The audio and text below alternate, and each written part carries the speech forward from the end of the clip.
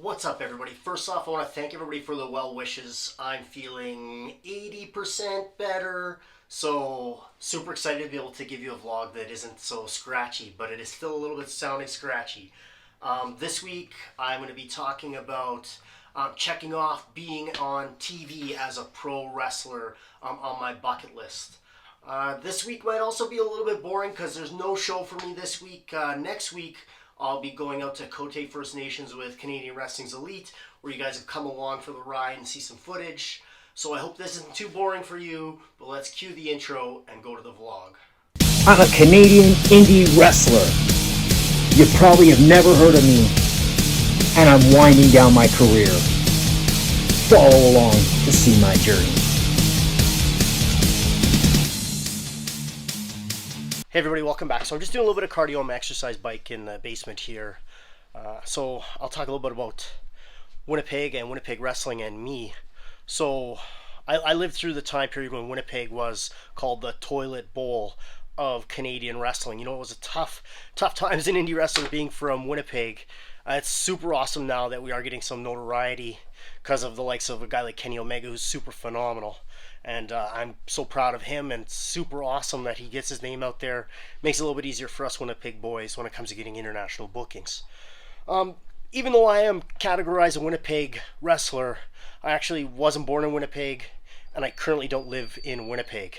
I actually grew up in a small town called Winnipeg, Manitoba. It's right by Riding Mountain National Park. Very beautiful part of Manitoba. Lots of great, hardworking people live there. Super proud to come from a community like that. I did live a long period of time in Winnipeg, but I currently live in Selkirk, Manitoba. It's about 25 minutes away from Winnipeg. It's a city. About over 10,000 people live here. It's right on the Red River. Beautiful, beautiful city to live in. I actually used to run Steel Town Pro Wrestling out of there, and a lot of great community support for pro wrestling. I'm actually currently working on collaborating with Canadian Wrestling's Elite and a few other groups on bringing wrestling back to Selkirk, so looking forward to that. If you're hearing weird noises in the background, it's my dogs. They decided to make a little mess while I'm videoing and have a little bit of WrestleMania on their own, but hey, they're my dogs. I love them. So speaking of dogs, I have a boatload of pets. My family and I have 5 cats, 2 dogs, and a snake. We used to have fish and stuff like that too. We don't have that right now, but never say never. I'm not the only wrestler to come out of Winnipeg, Manitoba.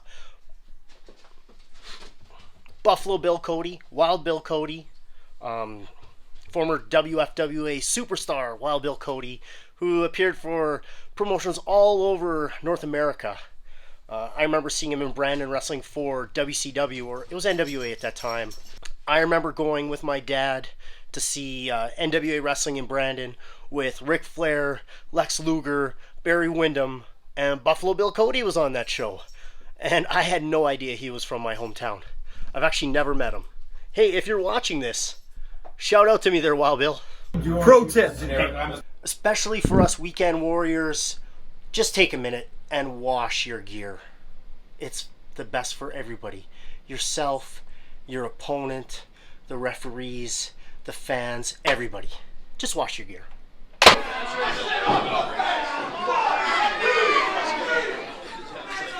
We were supposed to make a list of all the things we wanted to do in our lives before we kicked the bucket. So it's WrestleMania weekend. It's Sunday, which is day 2 of WrestleMania. Sammy, we saw each other at Rookies. This is your second booking for the weekend. Is that correct? Absolutely, sir. This is Sammy Pepper coming from Winnipeg, Manitoba, Canada, originally from Portage la Prairie. Hold on. I was still talking. You're already going into the intro and stuff.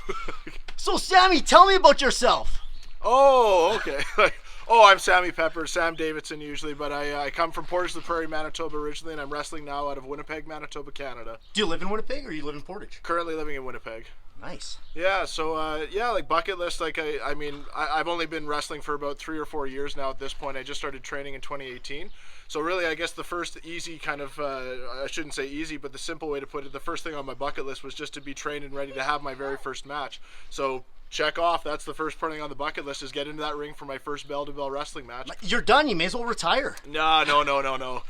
There's a lot of short-term goals that I have too, and then some long-term ones too. Like even from a short-term perspective, just being able to have a match from someone who's made like a consistent living off of this industry before.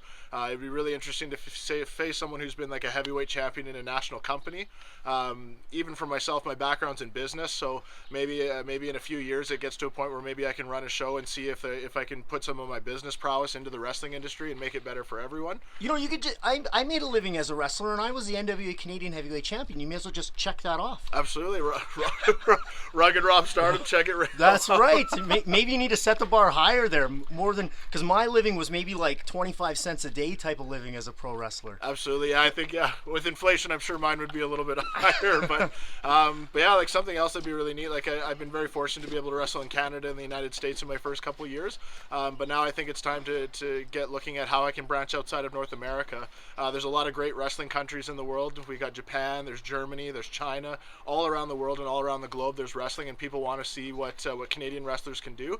And I think I can offer a lot to that wrestling scene as well. So going on an international scale would be something that would be just a really great bucket list item to check off in my life as well. Yeah, it's super cool, and you get to meet new people, and they all love wrestling, so it's awesome. Absolutely. Sammy, where can we find you on social media?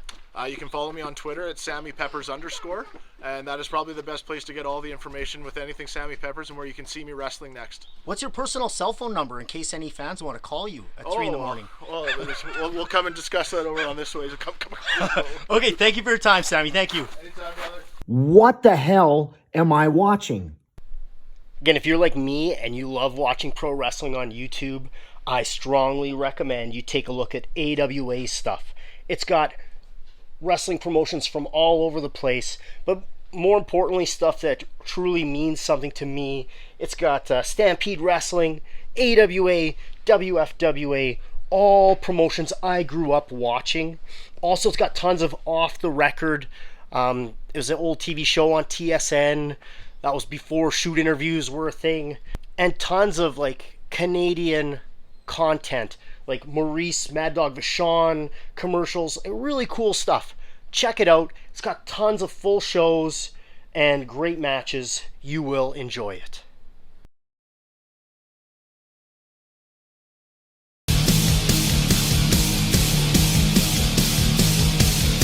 CWE makes its debut at Cote First Nations in Saskatchewan with a free event April 20th.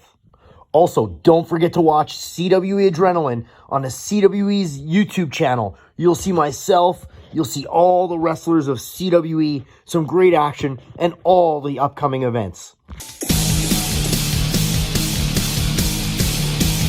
You've got mail. You've got mail. So I got a question from Sheldon Earnhardt on Twitter asking me, what advice can I give new or someone wanting to be a pro wrestler? Being a pro wrestler takes a lot of different things, and first off, I'd say you have to make sure you love pro wrestling, because there's going to be times when you're making no money and you're just working hard for very little return. So be sure you love pro wrestling. The best advice I can give you, depending on your age, is get into sports, get physically active, amateur wrestle if you can, do any sport you physically can, get physically fit, watch wrestling, work on your diet, and then find a reputable place to train. I mean, anywhere to train is great to get your foot in the door, but a reputable place to train is so important. My last vlog, I talked about going to the Dungeon, Stampede Wrestling, and even though I only did one training session there, some of the techniques they taught me, I still use to this day and reteach it. Simple how the Hearts taught me to do a body slam versus how I learned to do a body slam. Very different thought process, and definitely never stop learning. When you're a pro wrestler, you're going to be taught to do one thing 10 different ways. Remember, Ric Flair does it different than Bret Hart. So you got to take all these different ways of learning, absorb it, and make it your own. And the best advice I can give you, Sheldon, is continue watching this vlog. That's just a joke. That's probably not going to help you be a great pro wrestler, but I appreciate the support. Thank you, Sheldon. If you want to send me a message, email me at robstardom@gmail.com. Follow me at Stardom Rob on Twitter. Add me on Facebook, facebook.com/RobStardom. Or on Instagram at RobStardom. So I want to talk about my bucket list, and one of the things on my bucket list was to wrestle on TV. You know, I don't remember a time in my life where I didn't love pro wrestling and didn't watch pro wrestling, and I always thought that I needed to be on TV to say I made it as a pro wrestler. Growing up, I watched WFWA, IWA, Atlantic Grand Prix, Stampede Wrestling, All-Star Wrestling, obviously WWF, AWA, UWF, NWA, WCW, WW, you name it, right? I watch anything I can get my hands on. Even I used to love getting those Montreal VHS tapes with Strangler, Steve DeSalvo, and Rick Martel, and it was super awesome, right? So when I got into wrestling in Winnipeg, there wasn't anybody running TV, not at all. So River City Wrestling used to have TV, but they weren't running TV, and that's a company I was working for. NWA CWF was based out of Winnipeg. They weren't running TV. Tony Condello wasn't running TV. He was running repeat after repeat after repeat of IWA Hardcore TV, which was still super cool. It had Don Callis, it had Edge, it had Christian, it had Lance Storm, it had Bad News Brown. Like, all of these top stars were on there. So it was super awesome, but it just repeat after repeat after repeat. So there wasn't any TV to be had. So I didn't know if I'm ever going to get on TV. But then, Wrestling for Top Rope Championship Wrestling, they were trying to get on TV. They tried different things. They did a cable access show in Dauphin. They did a TV taping at Moore's Place Community Center. So little one-offs, which I don't really count as me wrestling on TV. Bobby J made a lot of contacts when he ran Top Rope Championship Wrestling, and from just being around the business to get us the opportunity to be on TV for Steel Domain Pro Wrestling, which I really think was the first TV I'd ever done, and done consistently. It was awesome. They were on an actual TV show. I didn't get the TV show because I was in Canada, but my friend Tim Larson would send me footage of it. So I got to wrestle some great guys there. Obviously, I wrestled Bobby J a couple times. I wrestled Zach Mercury. I wrestled Ken Anderson, or Ken Kennedy, whatever you want to call him. Derek St. Holmes. I did a gimmick to team up with Eric Cannon, but we never ever teamed up. But super cool to see good footage. Multi-camera shoot. And when I really look back, I see the importance of me now seeing myself on TV. It really helped me get better. There were things I was doing that I didn't even know I was doing. With like body gestures and things like that. So it was super important for me for my development, but even for my memories. Now that I'm older, looking back at my career, that footage is very valuable to me, and I hold it near and dear to my heart. And in my territory in Winnipeg, we weren't doing things like that. We didn't have TV, we didn't have video. We had choppy camcorder footage, which if I aired it on here, you guys would laugh at it, but maybe I'll air some in the future. And also super awesome going down to the States. We wrestled for a couple companies that actually produced High Spots VHS, yes, and DVDs. So Neo Pro Wrestling in Minnesota, they had VHS on High Spots, and I was on a couple of their shows. And awesome, like they had some top names, like they had Sick Nick Mondo, Dysfunction, Ken Anderson, ODB, Austin Ayers, like they had a ton, like all this great talent. And your name was out on the internet, which back then everybody wanted it to happen. I'm sure they still do now. And then getting the opportunity to wrestle at the NWA 55th anniversary show, where that DVD was produced for High Spots as well. Not a lot of matches got put on that DVD. There was a boatload of guys there. I think it was a 3-day event, but I was lucky enough for my tag match to get put on there. It was me and Zach Mercury versus Bobby J and Vinny Viagra. Super fun match, but again, for me, it was a big deal to have a real DVD that you could go and buy at a real website. I believe you could probably still buy that DVD for like $5 out there, but again, super experience. So I guess I just want to point out now how lucky all these wrestlers, especially in Winnipeg, are, where like Canadian Wrestling's Elite has Adrenaline TV, where they can be featured on TV. When I broke in as a wrestler, everybody said, "Are you on TV?" So it really gives these guys a chance to get exposure, but also to improve their skills and really watch themselves. So they're just so lucky right now. And also everybody just films things and puts them on the internet, so you have access to all your matches. I wish I had access to more of my matches in better quality. I have access to a lot of my old matches, but really poor quality. And that's not a shot to the guys filming them. Technology wasn't the best back then. I appreciate even having any footage.